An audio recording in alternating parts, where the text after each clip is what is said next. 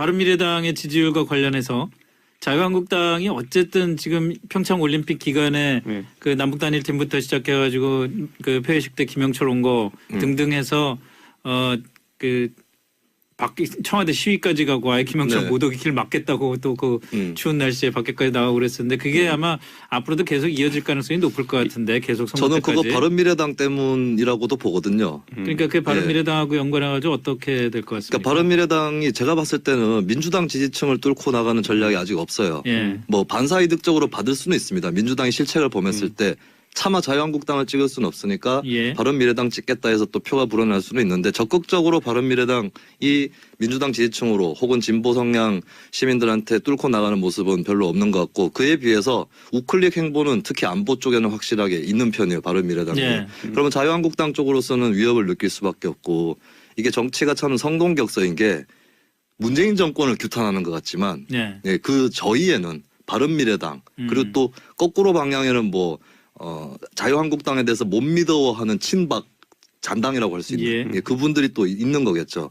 그래서 그런 행보를 계속 이어갈 것 같고 저는 하나 재밌었던 거는 이제 그 드러눕고 했던 것이 이제 2018년 2월 25일이란 날짜란 말이죠. 예. 이게 박근혜 전 대통령이 퇴임하는 날이 되겠죠. 예, 원래 임기를 원래. 채웠다면 퇴임하는 날이 될 테고 특히 김무성 전 대표 입장에서는 옛날에는 그날이 자신이 대통령으로서 선서하는 날이 될 수도 있다는 그런 희망을 가졌던 나날도 있을 거예요. 근데 그런 날에 예, 추운 다리 위에서 실제로 김영철이 온 날이 김영철이 온 날이 이제 그 5년 전에는 5년 전에 박근혜 대통령 취임식했던 날입니다. 25일이 다 네, 다 그러니까 그렇게 겹치기도 하는데 저는 이번에 좀 특이했던 게 뭐냐면은 사실 바른미래당 쪽에서는 제가 주도해가지고 저희는 이제 청와대 청원으로 갔거든요. 저희는. 네. 네, 그래서 사실 언론 보도에는 청원자는 이렇게 말했다라고 돼 있지만 그게 제가 쓴 청원입니다. 아, 그래요? 네, 그런데 여기서 이제 반응이 놀라웠던 게 뭐냐면 아까 김수민 의원이 말한 것처럼 보수 정당 간의 경쟁 구도로 해야 될까 아니면 서로 못 믿어하는 구도가 있다고 해야 될까 하는데 제가 만든 청원이 이제 2만 명 가까이 지금 이제 돌파를 했거든요. 근데 아유 2만 명 뭐. 근데 뭐 이제 이게 아무것도 아니네. 정치 이슈로는 이게 되게 힘든 숫자인데 특히 보수 쪽에서 나온 거는 힘든데 문제는 이제 그 처음에 청원이 몇천 명 단위로 급박히 예. 올라갈 때 거기서 그럼 자유한국당 지지자들이 어떤 선택을 했냐 또는 자유한국당 지도부가 어떤 선택을 했냐 해서 네. 제가 내부 인사한테 들었는데 저거 바른미래당이 이준석이 시작했다는데 저거 우리가 여기 올라탈 수는 없지 않느냐라는 얘기가 내부적으로 있었다 그래요. 그러다 보니까 아까 말했던 것처럼 경쟁을 하면 어떻게 되냐. 청원 이런 거 할 게 아니라 우리는 액션으로 가자 그래가지고 라인으로. 예, 이제 진을 칠 수밖에 없었던 것인데 글쎄요 바른미래당을 의식하고 있는 것은 맞는 것 같다는 게 이번 해프닝에서 드러난 것 같습니다. 근데 지금 구조적으로 지방선거까지 자유한국당은 어떻게든 더 우클릭 하지 않겠어요? 여러 가지 이유에서. 아니 지금 이제 그 오른쪽에 더 자리가 없는데 거기서 우클릭하면 벼랑 끝으로 낙하하는 것이죠. 아니 그럼에도 불구하고 그럼 뭐 말을 좀 표현을 바꾸자면은 중도를 잡으려고 움직일 가능성은 높지가 않을 거 아니에요. 그렇죠. 그런데 제가 봤을 때는 오른쪽으로 가는 것도 승산이 쉽진 않은 게 아무리 그게 새가 없고 그렇다 하더라도 대한애국당이 보여주는 선정성만큼을 따라갈 수 있는 방법이 없습니다. 자유한국당이. 대한애국당을 그 흡수하거나 아예 대한애국당이 소멸할 정도로 자유한국당이 극우 쪽으로 많이 움직여야 될 만한 여러 가지 이유가 있지 않을까 싶은데. 근데 이거 저는 이런 생각이 드는 게 지방선거라는 건 결국에는 제가 봤을 때 결국 이 선거도 소선거구제인 것이 많기 때문에 구의원 예. 빼고는 그렇기 때문에 50% 득표를 얻어야지 뭐라도 이기는 거거든요. 예. 근데 과연 그 전략으로 했을 때 수도권 전패를 예상하고 이제 가야 되는 것인데 예. 홍준표 대표에게 그렇게 했을 때 실익이 있겠느냐. 예를 들어 이번 선거 결과에서 뭐 수도권 전패하거나 이렇게 되면은 결국엔 직을 내놓을 수밖에 없는 상황이고 그것도 불명예스럽게 내놓을 수밖에 없는 상황인데 쉽지 않은 선택일 겁니다. 왜냐하면 홍 대표도 본질적으로 그러니까 지난 3년 정도의 홍 대표의 이력을 잠깐 지워놓고 생각하면은 네. 오히려 원래 새누리당보다는 약간 중도적 색채가 강한 분이었어요. 그랬죠. 예, 그런데 갑자기 이제 대선 후보 하시고 이러면서 이제 어쩔 수 없이 전략적으로 이제 좀 이동하신 측면이 있는데 그게 선거 이기는데 쉽지 않을 거라는 생각을 하실 겁니다. 그거는. 그럼에도 불구하고 네. 홍준표 대표가 지금 와가지고 또 선거가 몇 달 안 남았다고 갑자기 중도로 영역을 넓힌다는 것도 쉽지는 않을 것 같은데요. 오히려 제가, 그렇게 되면은 어떻게 보면은 자유한국당의 마지막까지 남은 그 강력한 지지자들한테 오해를 사거나 실망감을 줄 가능성도 높을 것 같은데요. 네, 그 홍 대표 발언들이 돌출 발언이 많은 것처럼 보이지만 특히 지난 대선 때 TV 토론에서 했던 것들을 복기를 해보면 철저히 계산적으로 예. 했다는 발언들이 좀 네, 보여요. 그런 근데 것 같습니다. 지금은 전략이 보이지 않습니다. 그러니까 자유한국당과 홍준표 대표가 관성의 법칙에 따라서 움직이는 새로운 국면을 열거나 그런 것 같아요. 거기에 적응하고 있지 못하고 본인의 어떤 상상력이라든가 어떤 그 전략적으로 타진해 볼 수 있는 수들이 거의 고갈돼 버린 것이 아닌가. 그렇게밖에 판단을 못하겠고 특히 이제 주목할 만한 사건이 대구 경북 발전위원장을 맡았어요. 홍준표 대표가. 이게 보통 예전에 호남 지역 기반 정당에서 정동영 전 대표 같은 분이 대구를 사랑하는 뭐 열린우리당 의원 모임, 그렇죠. 그러니까 동진 정책 이렇게 가서 하는 건데 이거는 원래 지역 기반에다가 다시 한번 텐트를 치고 자기네 집 앞마당에 텐트를 친 것이죠. 그러니까 이거는 지금 도대체 수가 안 보이는 것이 아닌가. 그리고 홍준표 대표로서도 지금은 나도 모르겠다.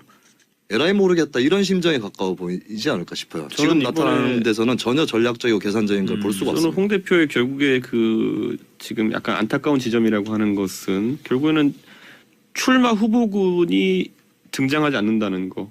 네. 그러니까 결국에는 이 모든 지방선거 선거의 핵심 선거는 결국엔 서울시장 선거거든요. 그런데 지금 당장 서울시장 후보가 잡히지 않는다는 거.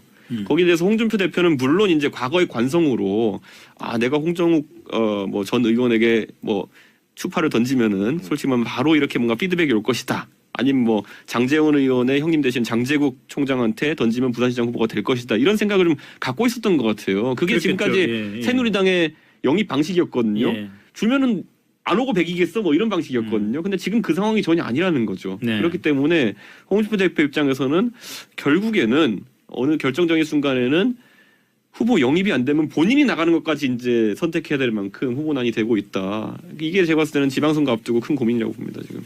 그리고 거기에 맞춰가지고 본인은 물갈이 할 수 있다 생각해가지고 적을 여기저기 만들어놨어요. 예를 들어서 남경필 지사 오면은 안 준다 그랬죠 처음에. 그 다음에 뭐 권영진 시장도 안 줄 것 같이 얘기했죠. 지금 다 줘야 될 상황이에요. 왜냐하면 다른 후보군들이 등장하지 않기 때문에 경쟁력이. 그래도 대구 경북은 좀 낫지 않나요? 그거는 좀 밀당의 성격은 있었던 것 같아요. 남경필, 권영진 등에 대해서 좀 툭하면 위협하고 약 올리듯이 얘기를 했는데 저는 그 당시에도 저러다가 주려고 하는 것 같다. 근데 애초에 위협이 되려면요. 예를 들어 홍 대표가 다른 사람을 제시하면서 그 사람의 지지율이 지금 있는 기존 후보들보다 나았을 때 위기감을 느끼는 것이지 현격하게 차이가 나는 후보들. 예를 들어 지금 뭐 대구에는 보면은 두 번째 후보로 거론되는 분이 이재만 전 최고위원, 이재만 전 최고위원인데 지금 그 지지율이 꽤 차이가 나거든요. 그리고 저쪽 뭐 최준경 장관 같은 경우에도 뭐 제시는 되었지만은 그렇게까지 큰 반향이 일지 않고 있는 상황 속에서 저는 홍 대표의 전략이 약간 지금 틀어라는 생각은 지울 수가 없습니다. 그러니까 그 이제 밀당이라는 것이 권영진 대구시장이나 남경필 지사에 대한 위협이 아니라 그들을 싫어하는 당내 일각에게 보여주기 위한 것이었다라고 봐요. 그래서 어쨌든 수수는 아마 남경필 권영진으로선 저러다 나 줄 거야라고 생각했을 수도 있고. 근데 하여튼 홍준표 지사가 굉장히 양손에 실시간으로 측정하는 듯한 저울을 갖고 있는 듯한 사람인데 더 이상 지금 외통수에 몰려서 새로운 전략이 안 보이는 것 같고 말씀하셨던 대로 서울시장이라도 나가야 되는 거 아닌가. 2등을 목표로. 자유한국당으로서는 그렇게 보여요. 지금 왜냐하면 서울시장으로 바른미래당에서 만약 안철수 대표가 나온다 하면은 제가 이거는 자유한국당에 있는 최고위원급 인사와 제가 이 얘기를 나눴는데 참 고민이 된다고 얘기하더라고요. 그러니까 서울시장에서 3등한 후보를 낼 수는 없다라는 상황이 된 거니까 안철수 대표보다 득표력이 좋은 사람이 나가가지고 적어도 뭐 협상을 하거나 하는 게 있어야 되는데 지금 상황대로라면은 3등 후보가 될 가능성이 높다. 자유한국당 후보가 지금 거론되는 후보군으로서는. 그렇기 때문에 그 지점을 돌파하지 못하면 아마 서울에서부터 반란이 일어날 겁니다. 서울에 구청장 나가시는 분들이요. 반란 일으킵니다. 그럼 바로. 어쩌라는 거냐. 왜냐하면 지방선거는 투표지가 9장까지 나오는데 줄투표 성향이 있는데 보면은 결국 당 하나로 쭉 찍는 분들이 많은데 그렇다면은 서울시장 후보가 속된 말로 좀 비실비실하게 나오면은 어떻게 선거하라는 말이냐. 그럼 거기서부터 홍 대표 리더십이 타격받을 수 있다고 봅니다. 그렇죠. 그런데 안철수 후보는 어떻게 한대요? 안철수 후보라고 벌써 얘기했네. 안철수 전 대표는 뭐 최근에 기사를 보니까 거의 뭐 마음을 굳혀가는 것 같다는 얘기도 나오고. 지난번주에도 저희가 이 얘기했던 것 같은데 결국에는 그러고 나서 기사가 또 나왔더라고요. 어떻게 추대하느냐 모양새가 아닐까. 그래서 뭐 그리고 만약에 결정하는 순간부터 이제 안철수 대표에게 리스크가 좀 있는 것이 출마 선언하면 그 다음부터 계속 여론조사가 돕니다. 그렇겠죠. 네, 근데 지금 시점이 과연 여론조사가 돌기에 좋은 시점인가에 대해 가지고는 안철수 대표가 약간 좀 부담스러울 가능성이 있습니다. 그래서 최대한 좀 늦추지 않을까라는 생각이 됩니다. 선언을. 네. 안철수 대표 경쟁력이 있을까요? 근데 이제 뭐 지금 솔직히 1등은 어려워 보이잖아요. 네. 근데 이제 2등, 3등, 2, 3위전이 굉장히 치열할 것이고 예. 안철수 대표도 2등이라도 해서 자유한국당을 3위로 주저앉히면 대단히 큰 의미가 있지 않을까. 안철수 그런 생각을 대표가 할것 서울시장 같아요. 선거에서 2등을 하고 자유한국당이 3위가 됐거나 의미가 없이 되거나 그럴 경우에 그게 바른미래당이 있어서 큰 정치적인 소득인가요? 자유한국당의 지지층 가운데서 소수 정당은 굳이 지지하지 못하겠다라고 예. 하는 1, 2등 중에 한쪽을 지지하겠다라고 예, 하는 예. 투표 패턴을 가진 분이 많기 때문에 그러니까 지난 대선 때도 보수층에서 한꺼번에 좀 옮겨 붙어서 그 힘에 입어서 이제 안철수 국민의당 대표가 거의 문재인 후보하고 동률에 가까운 네. 잠깐이지만 예. 그런 결과가 있었기 때문에 빠르게 어쩌면 생각보다 더 빠르게 자유한국당 지지층 이탈이 벌어질 수는 있겠죠. 저는 그래서 이번에 만약에 그 출마를 하게 되면 안철수 대표가 제 생각에 이분 절대 후보 단일화 요구를 하지도 않을 것이고 받아들이지도 않을 가능성이 높습니다. 이건 왜냐하면은 이분의 지금까지 정치 이력을 봤을 때 그 국민의당의 그 기억을 잊을 수가 없을 거예요 보면은. 네. 네, 그렇기 때문에 아마 이번에도 돌파할 가능성이 높고 그렇기 때문에 자유한국당 쪽에서 뭔가 먼저 손을 내밀기도 좀 어려워지는 상황이 올 겁니다. 그렇기 때문에는 아까 말했던 것처럼 결국에는 전술적 전략적으로 자유한국당이 후보를 내느냐 마느냐 고민하게 될 가능성이 상당히 높아 보입니다 지금 보면. 근데 그거는 근데 거대 정당이고 역사가 깊은 정당으로서 망신이거든요. 연대가 안 될 네. 경우에 후보를 안 낸다는 거는 굉장히 그 위험한 선택일 것 같은데요. 위험하지만 내 가지고 무조건 3등 하는 것보다는 덜 위험하다라고 이제 보는 그 상황이고. 그래서 이제 소위 말하는 정치 평론가 위주로 이제 얘기 나오는 것이 뭐 묵시적 단일화 이런 얘기 나오잖아요. 근데 묵시적 단일화 이게 좀 제가 봤을 때도 좀 짜증나는 용어이긴 한데 근데 실제로 묵시적 단일화라는 게 괜히 나오는 얘기가 아니라 정치 이제 전략하는 사람들 사이에서는 아이디어 차원에서 나오고 있는 거죠. 정말 솔직하게 얘기하면 바른미래당도 아직까지는 경기지사 후보군이나 인천시장 후보군이 가시화되는 분이 딱히 있는 건 아니거든요. 그렇죠. 예. 그 뭐 경기하고 이걸 묵시적 단일화를 통해서 그러니까 밖에다 나눈다. 얘기는 안 하는데 얘기는 안 하는데 서로 후보를 안 내주는 거죠. 저는 네. 철저하게 반대하는데 그런 이야기를 하는 정치 이제 하마평에 오르는 그런 얘기들이 좀 있더라고요 보니까요. 예. 그게 이제 민주당이나 민주당 지지층 입장에서는 묵시적으로 하더라도 뭐 묵시적이 아니라 그냥 결과적으로 그렇게 되더라도 적폐연대라는 또 프레임이 가동되고 저도 그 소리 듣는 게 싫다니까요. 네. 그게 보니까. 그래서 뭐 중장기적으로 봤을 때 바른미래당으로서는 어쨌든 손해를 보더라도 자유한국당이랑 붙어서 싸워야 될 거예요. 네. 좋습니다. 그 역시 지방선거와 연관해서 좀 얘기를 하자면 김영철 통전부장, 김영철 조선노동당 부위원장이 지금 와서 있고 내일 오전에 가는데 어쨌든 뭐 이것과 관련된 외교안보 이슈는 아까 그 홍현익 박사랑 인터뷰도 저희가 했습니다마는 국내 정치적인 이슈로 볼 때 어떨 것 같다는 생각이 듭니까? 이게 어쨌든 지방선거까지 남은 기간 동안은 가장 큰 그 선거 이슈 중에 하나가 남북관계나 그 북핵 문제가 될 것 같은데 네. 이게 뭐 아주 단순하게 얘기해서 누구한테 유리하게 작용을 할까요? 저는 아마 일단 전제는 지방선거까지 남북 정상회담이거나 아니면 북한의 비핵화 선언이거나 그런 그 빅 이벤트가 없다는 걸 전제로 네. 해서 이 협상 국면이 계속 간다는 걸 전제로 하자면 마찬가지로 북한의 어떤 도발적 행위도 없어야 되는 없다고 것이죠. 보고 예. 이렇게 되면은 정부 여당이 더 유리하다고 봐요. 네. 그래서 좀 자유한국당도 실수를 하고 있는 것이 보수 경쟁 때문에 더 극한 행보를 하고 있지만 오히려 국내 경제라든가 복지 이슈 쪽으로 구도를 치환하는 게 더 올바른 전략이 될 거예요. 자유한국당 입장에서. 그렇다면 뭐 자유한국당은 보편적 복지 같은 것에는 적대적 비판적이니까 그럼 본인들이 갖고 있는 선별적 복지 네. 뭐 어떤 특수한 정책을 내놓는다거나 이런 식으로 가야 되는데 지금 이렇게 남북 대화가 일단 지속이 되면 아무래도 국민들 입장에서도 과거에도 보면 노무현 정부가 인기가 없더라도 독도 문제라든가 예. 이런 이슈가 부상하려면 다시 지지율이 40% 50% 아니 근데 올라가는. 문제는 남북 대화가 잘 지속이 되면 좋겠는데 네. 지금 모든 남북 대화 뭐 시작된 지 한 달도 안 됐습니다만 한 달 정도 됐습니다만 한 달 남짓된 사이의 대화의 과정마다 자유한국당이 그 정치적인 이익을 모색할 수 있을 만한 이벤트들이 자꾸 생긴단 말이에요. 대표적인 게 김영철의 네. 그 박람이었고 자유한국당 지지층 안에서는 충분히 자유한국당이 이걸 문제 제기함으로 해서 지지율을 올릴 수 있는 기회가 됐잖아요. 근데 네. 앞으로도 그럴 수 있는 게 많단 말이에요. 예를 들어서 그 한미 군사 훈련을 좀 연기하자고 했다. 그러면은 뭐 정부를 지지하는 사람들 입장에서야 뭐 당연히 대화를 위해서 그럴 수 있는 거지. 그렇지만 네. 자유한국당 지지자들 또는 자유한국당 지지를 했으면 좋겠는데 좀 그러니까 그러던 사람들 사이에서는 또 그것도 결집의 이유가 될 수가 있는 거 아니에요? 자유한국당이 지금 이제 예를 들어 지지율이 일부 조사에서 이제 뭐 나오는 것들을 보면은 바른미래당보다 조금 높다고 나올 수 예. 있겠지만은 문제는 뭐냐면은 바른미래당은 제가 지금까지 지지층을 저희 당원도 봐도 아직까지 바른미래당 사람들이 바른미래당의 특정 정치인을 싫어하고 이런 건 없습니다. 그러니까 뭐냐면 적어도 이 진치율은 순수하다는 거예요, 숫자가. 예. 근데 문제는 뭐냐면은 오늘 제가 이제 그 청계천 광장에서 그 자유한국당 분들이 그 규탄 집회하는 거 봤거든요. 제가 네, 그 네. 페이스북 라이브 영상이 뜨기를 봤는데 굉장히 복잡한 지지층이 지금 안에 그 포함되어 있는 것이 예를 들어 있죠. 김무성 대표가 먼저 이제 위원장으로서 추진 영상에서 발언하고 전희경 의원이 하고 이런 일련의 과정들을 봤는데 함성 소리가 같은 현장인데 다르게 나와요. 그러니까 당내에 지금 여러 가지 이견이 묶여 있다는 거예요. 어떻게 지금. 다르게 나왔어요?